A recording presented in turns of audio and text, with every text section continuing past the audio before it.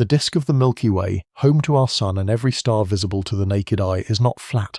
Its outer edge rises on one side and dips on the other, bent by forces still acting on it today. Astronomers call this feature the galactic warp, and it is not an error in any map but a real physical distortion, one that keeps changing shape over hundreds of millions of years.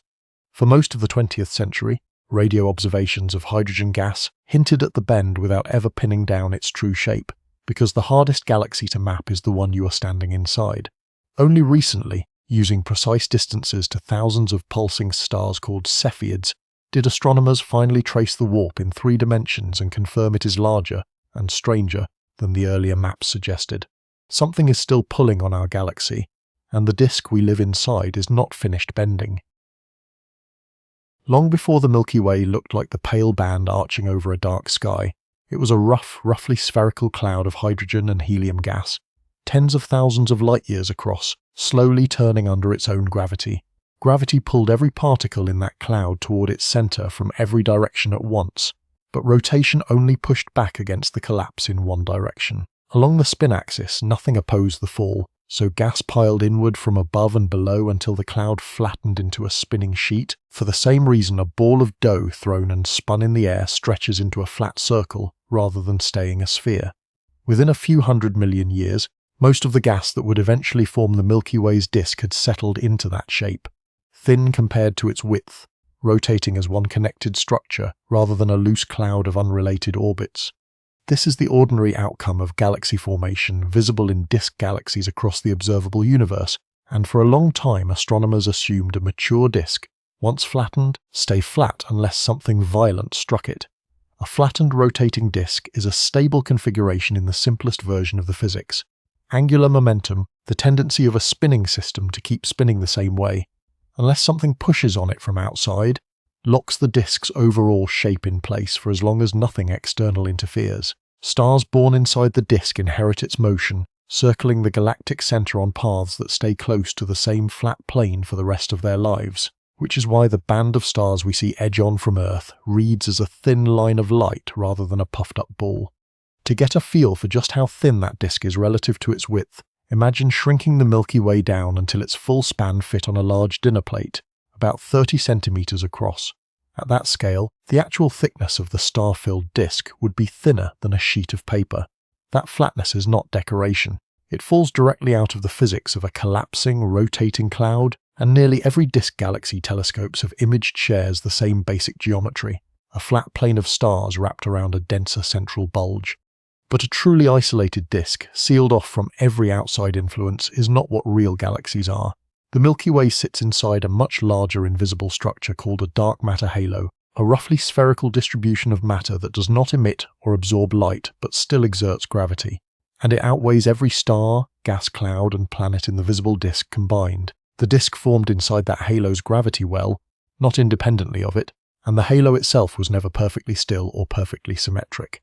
Nearby galaxies exert their own pull, faint as it is across tens of thousands of light-years, and beyond the edge of the visible disk, streams of gas continue falling in from the space between galaxies, adding new material long after the main disk had already settled into shape.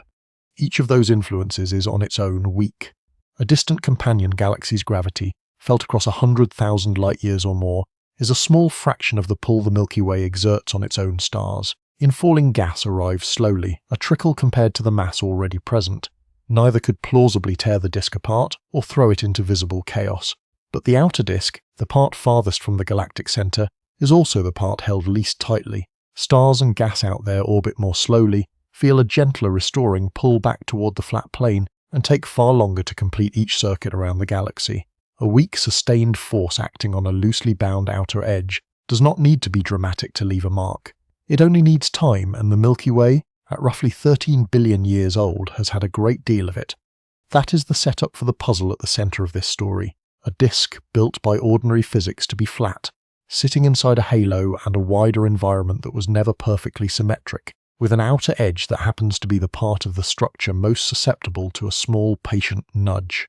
The question was never whether the Milky Way's disk could bend. It was why the specific bend astronomers eventually measured looks the way it does, and which of everything tugging on our galaxy is actually responsible for it. A bent disk should in principle be easy to notice. In practice, the Milky Way is the one galaxy no one can ever photograph from outside, and every measurement of its shape has to be reconstructed from inside the very structure being measured, using only the stars and gas visible from one particular vantage point, roughly 2/3 of the way out from the center. That constraint delayed the discovery of the warp for decades, even after astronomers had every reason to suspect one existed. The first real evidence came in the 1950s and 1960s from radio telescopes tuned to a specific wavelength of light emitted by cold hydrogen gas, the raw material that fills much of the space between stars. Unlike visible light, this radio signal passes largely unobstructed through the dust that blocks our view along the galactic plane, so it let astronomers trace the distribution of gas far out into the disk's outer reaches. What they found did not match a flat sheet. Gas at large distances from the center appeared to sit systematically above or below the expected plane, rising on one side of the galaxy and dipping on the other. The pattern was consistent enough, across multiple independent surveys, that by the 1970s the idea of a genuine warp in the Milky Way's outer gas disk was widely accepted. Gas, however, is not the same as stars, and a skeptic could reasonably ask whether the warp seen in gas reflected a true bend in the structural disk itself, the one built from stars, or some separate behavior specific to gas clouds, pushed around by stellar winds and supernova explosions. Answering that required tracking the actual three-dimensional positions of stars far out in the disk, which in turn required knowing their distances with real precision, not just their direction in the sky. For most stars, distance is maddeningly hard to pin down from a single vantage point on Earth. Cephids, a class of stars that pulse in brightness on a clockwork schedule tied directly to their true luminosity, solve that problem. By timing how a Cepheid's brightness rises and falls, astronomers can calculate exactly how bright it truly is, compare that to how bright it appears from Earth, and derive its distance with an accuracy that ordinary stars cannot match. The breakthrough came from combining thousands of these Cepheids, found across the disk in a large-scale survey, and cross-checked against data from the Gaia Space Telescope, an observatory built specifically to measure the positions and motions of over 1 billion stars with extraordinary precision. When astronomers plotted the true three-dimensional positions of the Cepheids, rather than relying on gas alone, the shape that emerged was even more dramatic than the earlier radio maps had suggested, a disk that stays essentially flat out to roughly 40,000 light-years from the galactic center, then bends upward on one side and downward on the opposite side by thousands of light-years at its farthest visible edge, twisting gently as it goes rather than folding at a sharp crease. That result mattered for a reason beyond simple confirmation. A gas-only warp could plausibly be explained by something local and temporary, a cloud pushed out of place by a nearby explosion or a passing pressure wave, a warp traced by the actual positions of stars whose orbits are set by gravity over millions of years and are not easily nudged by short-lived local events, meant the entire gravitational structure of the outer disk had been bent, not just the gas floating within it. Whatever was doing the bending had to be massive enough and patient enough to reshape the orbits of stars across tens of thousands of light-years. That ruled out anything small or brief and pointed toward one of a short list of genuinely large-scale culprits. A passing companion galaxy, a misaligned halo of dark matter, or a slow, steady rain of gas falling in from beyond the disk's edge. Untangling which of those was actually responsible required a much closer look at the shape of the bend itself. Once the three-dimensional map existed, the actual geometry of the warp turned out to be more specific and more informative than a simple tilted disk would have been. Seen edge-on, the Milky Way's outer disk does not lean uniformly to one side like a dinner plate propped against a wall. It rises on one side, stays close to level through the middle, and dips on the opposite side, an S-shaped twist rather than a single flat tilt, the same broad shape a wide brim would take if it were bent gently upward at one edge and downward at the other, while the crown in the center stayed put. The inner disk, out to roughly 40,000 light-years from the galactic center, shows almost none of this. It stays essentially flat, tracing the orbit stars have held for most of the galaxy's history, undisturbed by whatever is happening farther out. The bend begins abruptly past that radius, and grows more pronounced the farther out a star or gas cloud sits, reaching its most extreme displacement at the outer edge of the mapped disk, thousands of light-years above or below where a flat plane would place it. That location is telling. A disturbance that only affects the outer disk, and grows stronger with distance from the center, behaves exactly like something acting from outside the disk, rather than something originating deep within it. An internal instability, a wobble generated purely by the disk's own gravity acting on itself, would be expected to show up more uniformly or concentrated toward the inner regions where the mass and gravitational forces are strongest. Instead, the outer disk is doing almost all of the bending, while the inner disk, where the Sun and most of the galaxy's mass reside, is barely affected at all. The S-shape itself carries additional information. A pure tilt, the whole disk canted at one fixed angle like a dropped record leaning against a wall, would be the signature of a single, one-time gravitational shove from a specific direction. An S-shaped twist that reverses direction partway across the disk is harder to produce from one clean external push. It looks more like the disk's response to a rotating, ongoing influence, something whose direction relative to the galaxy keeps changing as the galaxy itself rotates, winding the outer material into a spiral-like twist rather than a simple lean. That distinction turned out to matter enormously for figuring out the cause, because it effectively ruled out any explanation involving a single brief encounter with something, and pointed instead toward an influence still acting on the disk today, or acting cyclically over a long period. There is also a subtlety in exactly where the warp sits relative to the disk's own rotation. If a bend in a spinning disk were perfectly rigid, locked to the material itself, the whole twisted shape would rotate around the galactic center at the same rate as the stars embedded in it, always pointing the same direction relative to any one star's orbit. But detailed measurements of the warp's orientation over time suggest it does not behave that way. The warp appears to precess, slowly rotating its own orientation around the galactic center at a different rate than the stars themselves orbit, more like a slowly turning wave passing through the disk than a rigid deformation carried along for the bride. A star far out in the warped disk does not stay permanently at the crest or trough of the bend. Over hundreds of millions of years, its position relative to the wave shifts as the wave itself slowly rotates. Put together, the shape gives a fairly narrow set of requirements for whatever theory eventually explains it. The cause has to act mainly on the outer disk while leaving the inner disk almost untouched. It has to produce an S-shaped twist rather than a single uniform tilt, and it has to be either ongoing or capable of setting up a slow, self-sustaining wave that keeps rotating on its own, rather than a shape that simply fades once the original disturbance ends.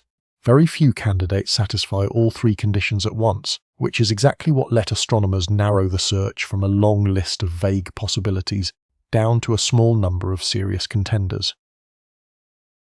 Before chasing what is bending the Milky Way, it helps to be clear about why a structure 100,000 light-years across can bend at all without breaking. A rigid object resists deformation because its atoms are chemically bonded to their neighbors, and bending it means fighting those bonds directly. The Milky Way's disk has no such bonds. It is not one connected object in any physical sense. It is a vast collection of individual stars, gas clouds, and dust grains, each one following its own orbit around the galactic center under the pull of gravity alone, with no rigid framework holding any of them to their neighbors. That matters because it means the disk can change shape simply by each individual orbit shifting slightly, without anything physically breaking or tearing. A star's orbit around the galactic center is not fixed forever.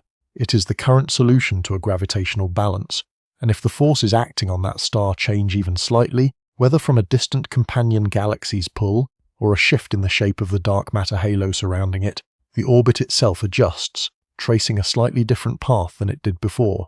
Multiply that adjustment across billions of stars in the outer disk, each nudged in a broadly similar direction by the same external influence, and the aggregate effect is a smooth, coherent bend in the disk's overall shape, even though no single star's orbit changed dramatically, and nothing in the disk was torn apart or shattered. Gas behaves even more responsively than stars. A star's orbit is set almost entirely by gravity since stars are small, dense, and effectively immune to being pushed around by anything but gravitational forces at galactic scales. Gas clouds, by contrast, can also be compressed, sheared, and dragged by pressure from neighboring gas, by magnetic fields threading through the disk, and by the outward blast of dying stars. That extra responsiveness is part of why the very first hints of a warp showed up in radio maps of hydrogen gas decades before anyone had the tools to confirm the same bend existed in the positions of stars. Gas reacts to a gravitational nudge faster and more visibly, even when the underlying cause is exactly the same one eventually pulling on the stars too. The outer disk is especially easy to bend for a second reason beyond its lack of rigidity: the strength of the galaxy's own gravity. The force trying to hold every orbit flat against the plane weakens with distance from the dense central bulge. A star deep inside the disk, close to the crowded galactic center, feels a strong restoring pull that snaps its orbit back toward the flat plane almost as fast as anything could push it away. A star far out in the sparse outer disk feels a much weaker restoring pull, because the mass holding it in line is spread thin and mostly far away.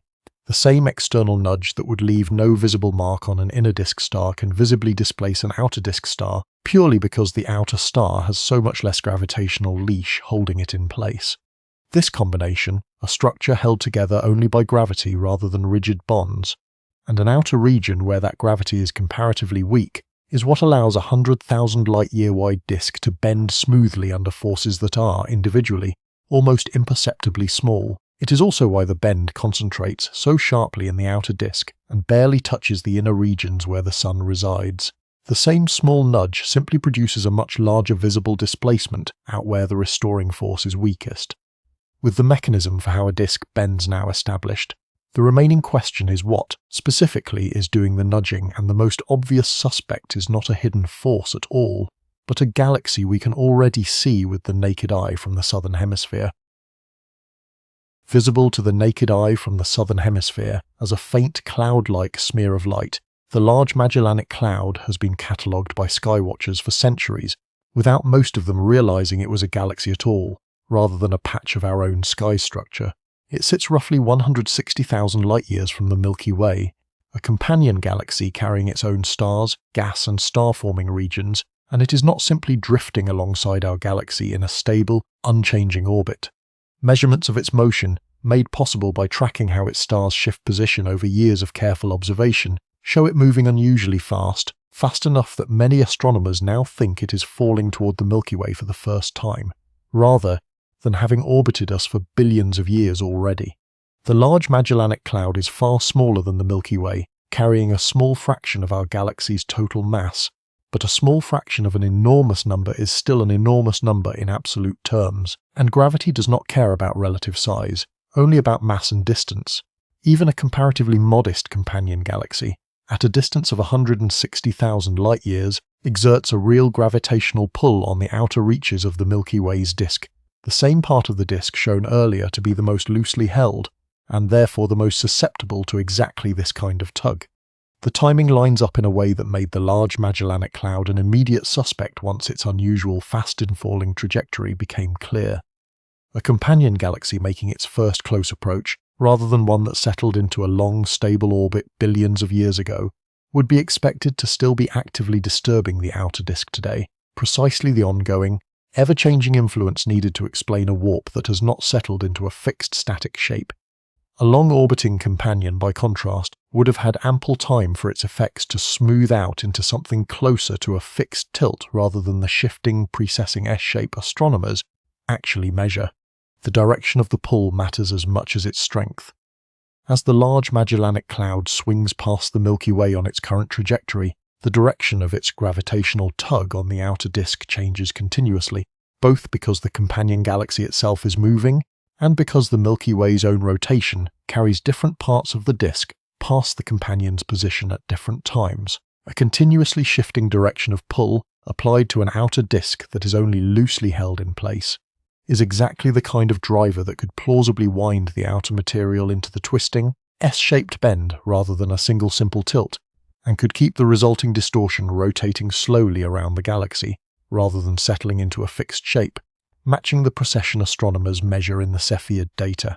Simulations built specifically to test this idea, modelling a companion galaxy of roughly the Large Magellanic Cloud's estimated mass on a trajectory matching its observed motion, produce disk distortions that resemble the real warp reasonably well. An outer disk bent into an S-shape, largely undisturbed inner regions, and a distortion that shifts orientation over time rather than freezing in place. That agreement does not prove the Large Magellanic Cloud is acting alone. Gravity from a single companion galaxy passing by is a strong, well-motivated piece of the explanation, but it is not obviously enough by itself to account for every feature of the warp's exact shape and timing. Some of the disturbance the Large Magellanic Cloud causes does not travel to the outer disk directly at all. It travels there indirectly, through an intermediary that is invisible, far larger, and much harder to pin down, the dark matter halo that both galaxies are embedded in. The dark matter halo complicates that picture in a way ordinary visible matter cannot. Stars and gas trace the disk that astronomers can photograph directly, but the halo surrounding the Milky Way is inferred only from its gravity, reconstructed from how fast stars orbit at different distances from the center. A halo built this way could, in principle, be a perfect sphere, evenly distributed in every direction around the galaxy's center, and if it were, its pull on the outer disk would be perfectly symmetric and would apply no net twisting force at all. Symmetric gravity from a spherical shell of mass tugs equally in every direction and cancels itself out on average, which means a truly spherical halo could not produce a warp by itself, no matter how massive it was. The Large Magellanic Cloud's passage alone, however strong, cannot fully explain why the bend has the specific lopsided shape astronomers measure unless something about the halo itself is already uneven. This is where a second possibility enters the story, distinct from the companion galaxy's direct pull. If the dark matter halo is not a perfect sphere but is instead somewhat flattened or tilted relative to the visible disk it surrounds, its gravity would no longer cancel evenly. A misaligned halo would pull unevenly on different parts of the disk, simply because more of its mass sits on one side of the galaxy's spin axis than the other, applying a slow, steady torque even without any companion galaxy nearby at all. Such a misalignment could arise naturally from the Milky Way's own violent formation history, built up over billions of years from countless smaller galaxies merging together in directions that were never required to line up neatly with the disk that eventually settled at the center. Separating the companion galaxy's direct pull from the halo's own possible asymmetry is one of the harder problems in modern galactic astronomy because both effects push the outer disk in similar ways and neither can be observed directly. Astronomers approach it by building detailed computer simulations that include both effects together, then adjusting the assumed shape of the halo until the simulated warp matches the real, measured one as closely as possible. What emerges from that work is not a single tidy answer but a shared one. The Large Magellanic Cloud's pull and an imperfectly shaped halo appear to act together, each amplifying the other's effect on the fragile outer edge of the disk. A companion galaxy does not act on the Milky Way's disk in isolation. Both galaxies sit inside and are surrounded by an enormous halo of dark matter, and as the Large Magellanic Cloud falls through that halo on its current trajectory, it does not simply exert a clean, one-directional pull on the disk from a fixed distance.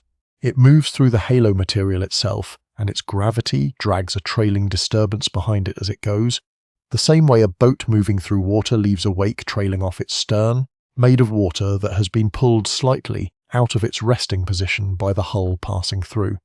This effect, sometimes called dynamical friction in the language astronomers use for it, arises because the companion galaxy's gravity pulls disproportionately on the halo material just behind its own direction of motion, since that material has had the most time to respond to the pull as the companion passed nearby.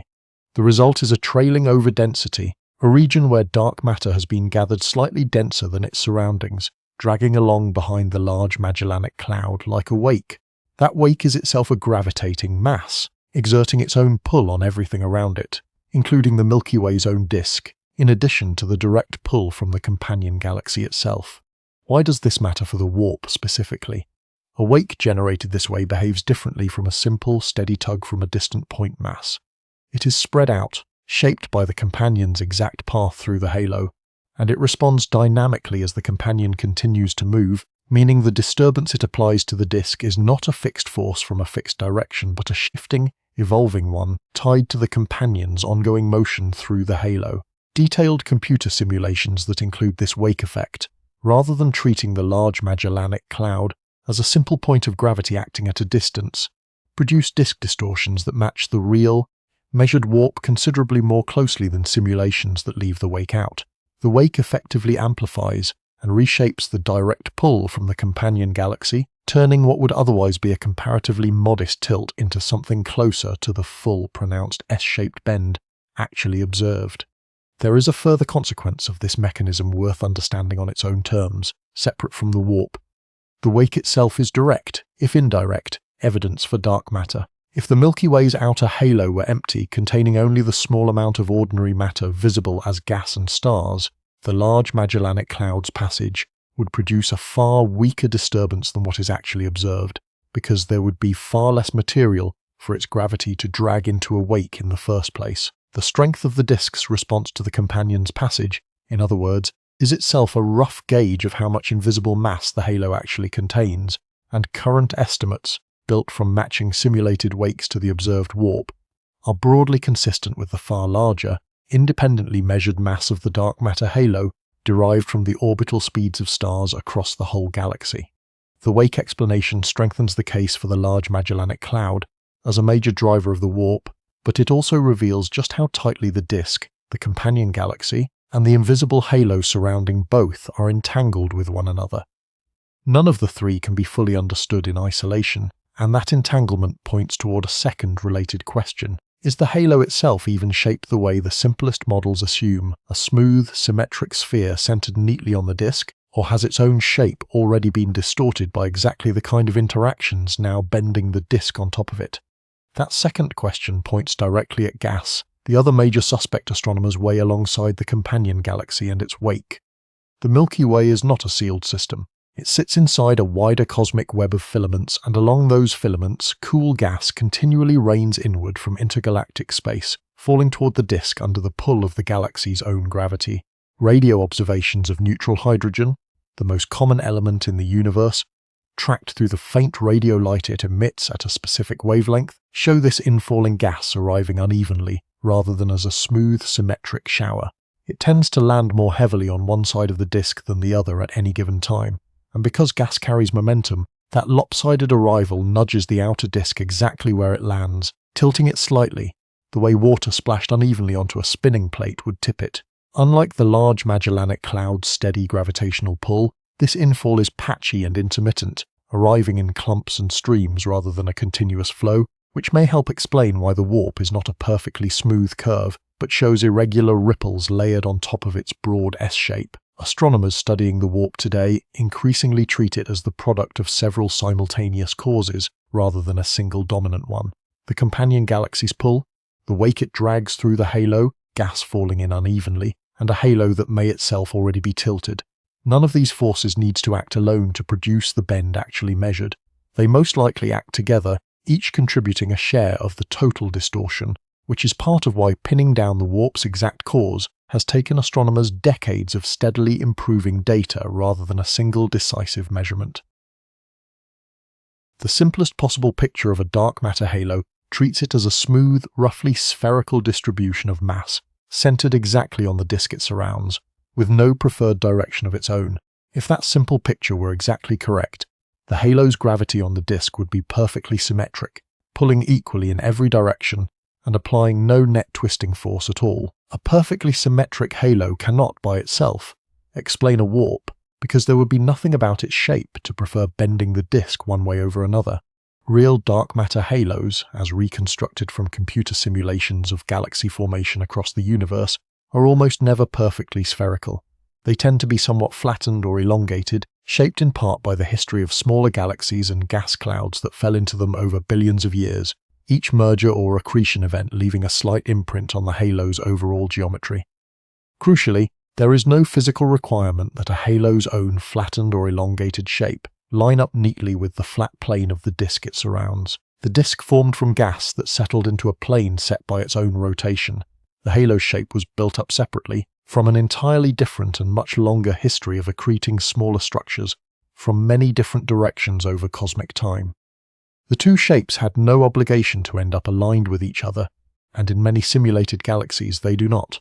A halo whose long axis is tilted relative to the disk's flat plane exerts a gravitational pull on the disk that is not symmetric in the way the simplest model assumes.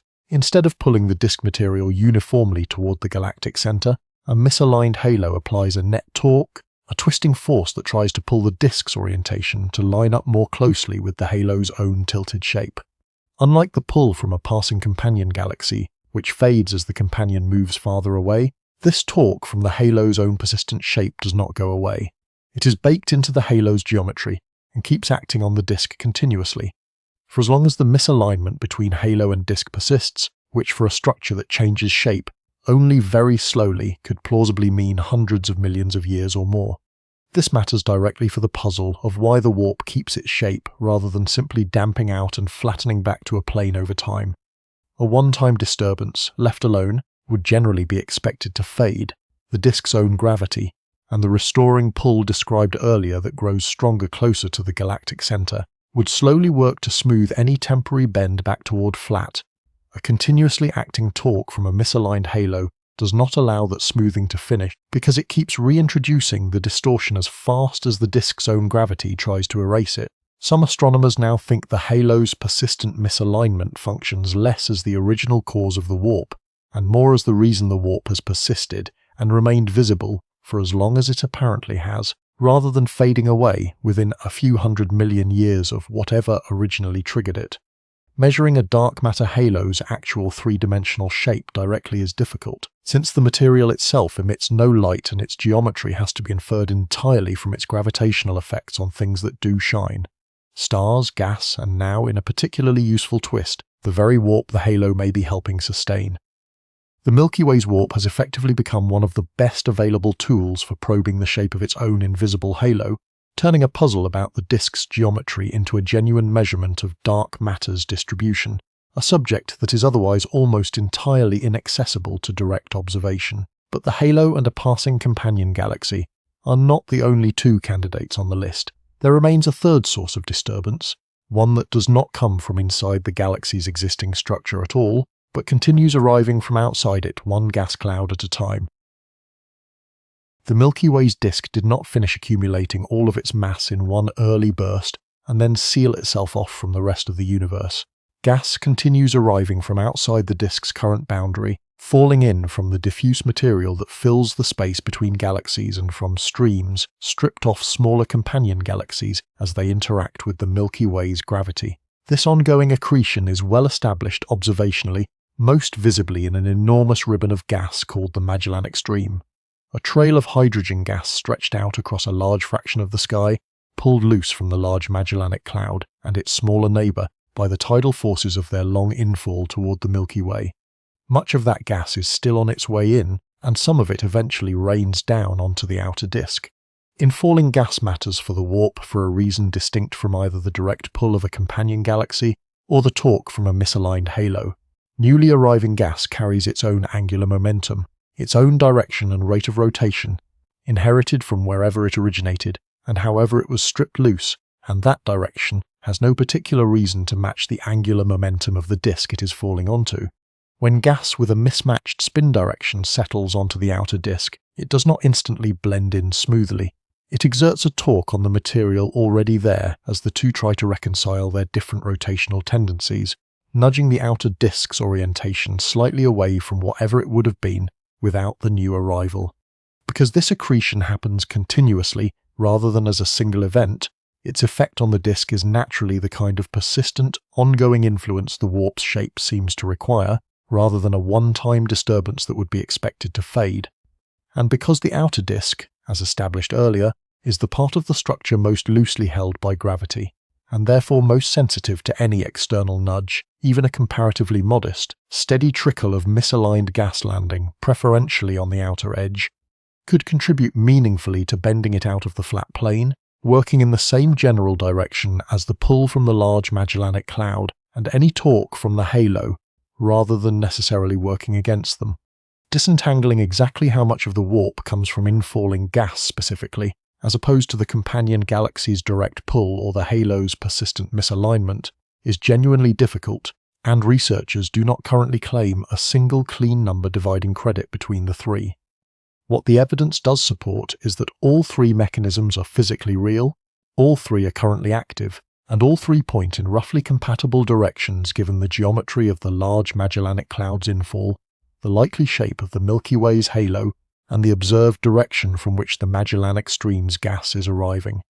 Rather than a single clean cause competing against alternatives, the emerging picture treats the warp as the combined signature of several genuinely separate physical processes, all acting on the same vulnerable outer disk at roughly the same time, reinforcing rather than cancelling one another. That combined picture also explains something that might otherwise seem strange: why a disk built by such orderly physics, a smooth collapse into a flat, rotating sheet, ended up with a shape this specific and this persistent, rather than either staying perfectly flat or being thrown into complete disorder. A single overwhelming disturbance could plausibly wreck a disk shape entirely, and a single vanishingly weak disturbance would leave no lasting trace at all. 3 separate moderate influences, each individually too weak to matter much alone, but each acting in a broadly similar direction over a long stretch of time, is exactly the kind of combination that produces a persistent, specific, moderate distortion rather than either extreme, and it is this combined, ongoing forcing that also explains why the warp does not sit still, but instead slowly rotates its own orientation around the galaxy as time passes. A bend in a spinning disk does not necessarily stay pointed in one fixed direction relative to the wider galaxy, even if the forces sustaining it remain roughly constant. Because the outer disk is itself rotating around the galactic center, any distortion imposed on it can be carried along by that rotation. But a distortion can also rotate at its own separate rate, independent of the rate at which individual stars orbit, producing something closer to a slowly turning wave passing through the disk material than a rigid shape being carried along for the ride. Measurements of the Milky Way's warp increasingly point toward this second picture. The S-shaped bend is not fixed in place relative to the galaxy's other features, but precesses, slowly rotating its own orientation around the galactic center over time. The evidence for this comes from comparing the warp's measured orientation against models of how it would be expected to behave if it were simply locked to the disk's rotation, carried along rigidly by the same stars that trace it. The two do not match. The warp's own orientation appears to shift at a different rate than the underlying stellar orbits, evidence that the distortion is behaving more like an independent, slowly rotating wave superimposed on the disk than a rigid tilt frozen into the material itself. Current estimates, built from tracking this mismatch, suggest the warp completes one full rotation of its own orientation, one full precession, over a period on the order of hundreds of millions of years, though the exact figure carries real uncertainty and continues to be refined as more precise stellar distance and motion data accumulate. This precession is itself a diagnostic clue about the underlying cause, because different mechanisms predict different precession behavior. A distortion driven purely by a one-time, long-past encounter with a companion galaxy would generally be expected to precess at a rate set mainly by the disk's own gravity and the details of the initial disturbance, gradually slowing or reshaping as the disturbance ages. A distortion sustained by an ongoing torque, whether from a companion galaxy still actively falling in, or from a persistently misaligned dark matter halo, would be expected to precess at a rate tied more directly to the current geometry of that ongoing influence, potentially staying closer to a steady, predictable rotation for as long as the underlying cause remains roughly unchanged. The fact that the Milky Way's warp shows a fairly coherent precession rate, rather than an erratic or rapidly decaying one, is more consistent with an ongoing or recently active driver than with a single ancient disturbance slowly wringing itself out. There is a further subtlety worth understanding. Precession in this context does not mean individual stars are physically moving up and down repeatedly as the wave passes them, the way a cork bobs as a water wave passes beneath it, although something close to that does happen on long timescales. A star far out in the disk, over the course of hundreds of millions of years, gradually shifts its position relative to the slowly rotating warp pattern, spending part of that long span nearer the crest of the bend and part of it nearer the trough, even though the star's own orbit around the galactic center is, in the shorter term, simply continuing along its usual path. The warp is best understood not as a fixed deformity stamped permanently onto particular stars, but as a moving pattern the disk's material passes through, the way a flag ripples in wind. The fabric itself does not travel with the ripple, but the ripple's shape moves steadily along the fabric regardless. Understanding the warp as a moving, precessing pattern rather than a static shape resolves an apparent tension in the earlier evidence, a mechanism that is, in absolute terms, ancient in its origins, such as a dark matter halo shaped by billions of years of accretion history, can still sustain a pattern that appears to be actively evolving and rotating on much shorter timescales, because it is the pattern's motion through the disk that is being measured, not the age of whatever set the pattern going in the first place. With the physical picture of the warp itself reasonably well pinned down, shape, cause, and motion together, the remaining question becomes personal. Where does this leave the one part of the disk every viewer of this account actually lives inside? For all the drama of a galaxy-wide bend measured in thousands of light-years, the Sun itself is not currently caught up in it. Our solar system sits roughly 26,000 light-years from the galactic center, comfortably inside the radius where the disk stays essentially flat, well short of the roughly 40,000 light-year boundary where the warp begins to show up at all. The Sun's position in the Milky Way places it in the calm inner disk rather than the actively bending outer edge, which is precisely why the warp went unnoticed by naked eye observation for the entire span of human history, only becoming visible once astronomers built instruments capable of tracing stars and gas far beyond our own neighborhood. That does not mean the Sun is disconnected from the story. The Sun orbits the galactic center just as every other star does, completing one full circuit in roughly 230 million years, a span of time sometimes informally called a galactic year. The last time the Sun was at its current position in that orbit, complex land life on Earth had not yet fully diverged into anything resembling the animals living today, and the continents were arranged in configurations that would look unfamiliar on any modern map. On the timescale of a single human life, or even the whole of recorded human history, the Sun's orbital motion around the galaxy is utterly imperceptible. On the timescale over which the warp itself forms, persists, and precesses hundreds of millions of years, the Sun has completed only a modest fraction of one full galactic year. This contrast between human timescales and the timescales relevant to the warp is worth sitting with directly, because it explains why a real, measurable, physically significant feature of our own galaxy remained completely invisible to naked eye astronomy for the entire history of civilization. A distortion that takes hundreds of millions of years to complete even one cycle produces no change detectable within a human lifetime, or 100 human lifetimes, or the entire recorded span of written history. The warp is not new. It has very likely existed in some form for a significant fraction of the disk's history, changing shape and orientation slowly enough that not one generation of observers before the 20th century had any tool capable of detecting it. It is also worth being precise about what the Sun's safe position inside the flat inner disk does and does not mean for us directly. It does not mean the Sun's environment is entirely static. The Sun still moves gently up and down relative to the flat midplane of the disk as part of its ordinary orbit, oscillating slightly above and below the plane every tens of millions of years for reasons unrelated to the outer warp, a much smaller and much better understood motion that predates any of the mechanisms discussed here. It does mean that whatever combination of a passing companion galaxy, a misaligned dark matter halo, and infalling gas is currently bending the Milky Way's outer disk, none of it currently reaches far enough inward to meaningfully disturb the region the solar system actually occupies. The Sun rides along inside a warped structure without itself being warped. That safety is not permanent on the very longest timescales relevant to this account. The processes bending the outer disk today are the same processes expected to keep reshaping the Milky Way as a whole over the following billions of years, well beyond the comparatively modest hundreds of millions of years the current warp takes to complete one precession. The Sun's insulation from the warp is a fact about the present geometry of the galaxy, not a permanent guarantee, and understanding what that means requires stepping back from the disk itself to the larger question the warp has turned out to answer. What a measurable distortion in a galaxy's visible stars and gas can reveal about the far larger invisible structure the entire disk is embedded inside. Dark matter emits no light and absorbs none, so nothing about it can be photographed or measured directly. Astronomers reconstruct its presence and distribution entirely from its gravitational effects on things that can be seen.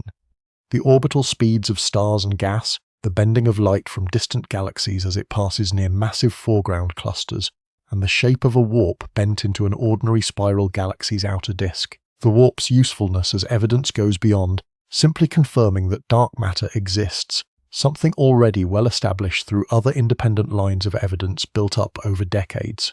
It offers something rarer, a way to probe the actual three-dimensional shape of a single dark matter halo our own, rather than just its total mass. Most other methods for studying dark matter measure how much of it is present within some radius, inferred from how fast stars or gas orbit at that distance, but they say comparatively little about the halo's geometry, whether it is a smooth sphere, a flattened disc-like shape, or an elongated, football-like structure tilted at some angle relative to the visible disk it surrounds.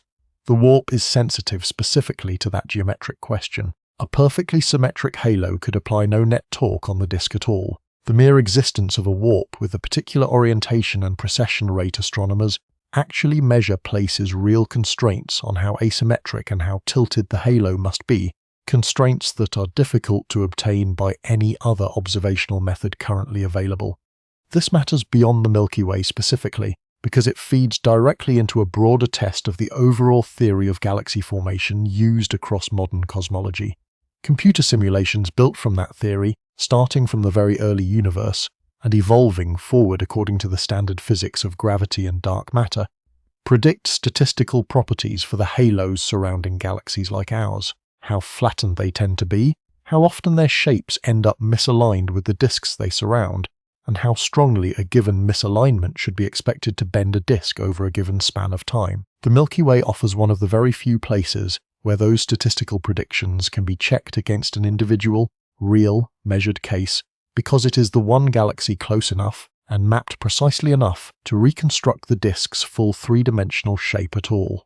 A close match between the observed warp and what the standard theory predicts for a halo of the Milky Way's estimated mass would strengthen confidence in the broader theory considerably. A persistent mismatch would be exactly the kind of clue that eventually forces revisions to how astronomers model dark matter's behavior on galactic scales. Current results are broadly, though not perfectly, consistent with the standard picture. A halo that is somewhat flattened and modestly misaligned with the disk, combined with the ongoing influence of the Large Magellanic Cloud's ongoing infall and ordinary gas accretion, produces distortions in simulations that resemble the real, measured warp reasonably well without requiring any exotic new physics. That agreement should be read as encouraging rather than final. Astronomers continue to refine the precise mass and trajectory of the Large Magellanic Cloud, the exact three-dimensional shape of the halo, and the amount and direction of infalling gas, and each refinement sharpens the comparison between prediction and observation a little further. A bent disk has become, in effect, a working diagnostic instrument, a way of reading the shape of an object that cannot otherwise be seen, using the visible disk as a kind of indirect photographic plate onto which the invisible halo's influence has been recorded, one star's slightly displaced orbit at a time. That instrument is not finished being read. It is still actively recording, because the processes producing the warp have not stopped, and the shape of the Milky Way is still at this moment changing.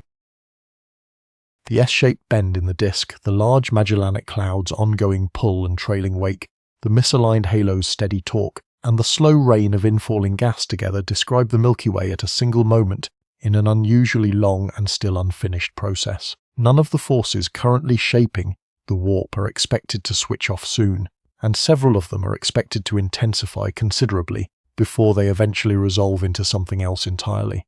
The most immediate change on the horizon, in astronomical rather than human terms, concerns the Large Magellanic Cloud itself. Based on its current trajectory and speed, astronomers estimate it will complete its long infall and merge outright with the Milky Way in roughly 2 billion years, an event that would be, in its own right, one of the more significant mergers in the Milky Way's history, comparable in scale to past accretion events already written into the structure of the galaxy's halo and disk. As that merger approaches, the gravitational disturbance to the outer disk is expected to intensify well beyond its current strength. Since the distance between the two galaxies, currently the main factor limiting the strength of the interaction, will keep shrinking. The warp measured today, real and already measurable as it is, may turn out to be a comparatively modest preview of a far larger disruption still to come. A second, much larger event looms further out on the timeline. The eventual collision between the Milky Way and the Andromeda Galaxy, its nearest large galactic neighbour, expected in roughly 4 to 5 billion years based on the two galaxies' measured mutual approach velocity. That encounter, unlike the comparatively gentle, ongoing influence of a much smaller companion, is expected to be genuinely transformative, likely destroying the familiar flat disk structure of both galaxies over the course of the collision and its long gravitational aftermath, eventually settling into a different kind of galaxy altogether, one without a clean, flat, star-forming disk at all, Whatever precise shape the warp holds today, whatever elegant S-curve currently twists the outer edge of the Milky Way's disk, is not a permanent feature of a fixed structure. It is a temporary configuration of a galaxy that is still actively forming, still actively colliding with its neighbours, and still billions of years away from anything resembling a final, settled shape. The Milky Way's disk formed through an entirely ordinary physical process, a spinning cloud of gas collapsing into a flat sheet the same way disk galaxies form throughout the observable universe, and for a long stretch of that history, the disk likely looked close to the simple, flat textbook picture most people carry in their heads today. The warp exists precisely because that flat, settled state was never actually permanent, only a temporary equilibrium that held for a while before the accumulated pull of a nearby companion galaxy. An imperfectly aligned halo and steadily infalling gas became strong enough and coordinated enough to visibly bend it. The very forces that will eventually merge the Large Magellanic Cloud into the Milky Way outright, and that will eventually bring Andromeda crashing into both, are continuous with the same forces already responsible for the bend astronomers measure today. There was never a sharp line between a galaxy quietly settling into its shape and a galaxy actively being reshaped by its surroundings. It has been one continuous process the entire time, and the warp is simply the part of that process currently large enough and close enough for us to actually measure. Even the timescales involved carry a lesson worth sitting with. 2 billion years, the wait before the Large Magellanic Cloud completes its fall into the Milky Way, is longer than the time separating today from the earliest complex life on Earth, and the additional 2 to 3 billion years before the Andromeda collision stretches roughly to the entire age of the Earth itself. Against that span, the warp measured today is a fleeting configuration, a single frame pulled from a film that runs far longer than any observer could watch directly. What makes it worth measuring anyway is that the same physics governing this one bent disk, gravity acting between unequal masses, dark matter shaping structure invisibly, gas settling and falling under its own weight, governs every disk galaxy astronomers have ever studied, most of which show warps of their own when examined closely enough. The Milky Way's warp is not an anomaly to be explained away. It is the visible signature of an ordinary galaxy doing what galaxies do, forming imperfectly, interacting with its neighbours, and continuing to change shape for as long as it exists. None of this is happening to a galaxy somewhere else. The disk that is warped is the one holding the Sun, Earth, and every person who has ever looked up at a dark sky, and the bend astronomers now trace in 3 dimensions runs directly through the structure we call home, even though it never reaches as far in as we sit. The warp is not a flaw in the Milky Way, and it is not a sign of anything going wrong.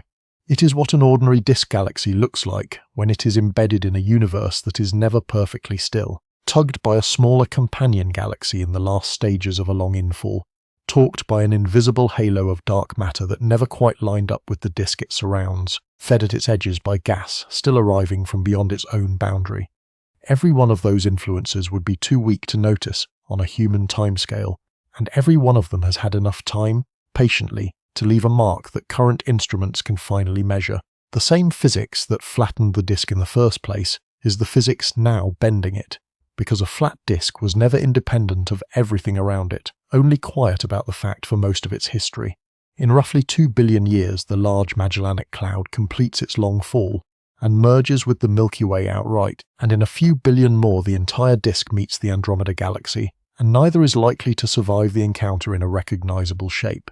The warp, in that light, is not the exception to an otherwise settled galaxy.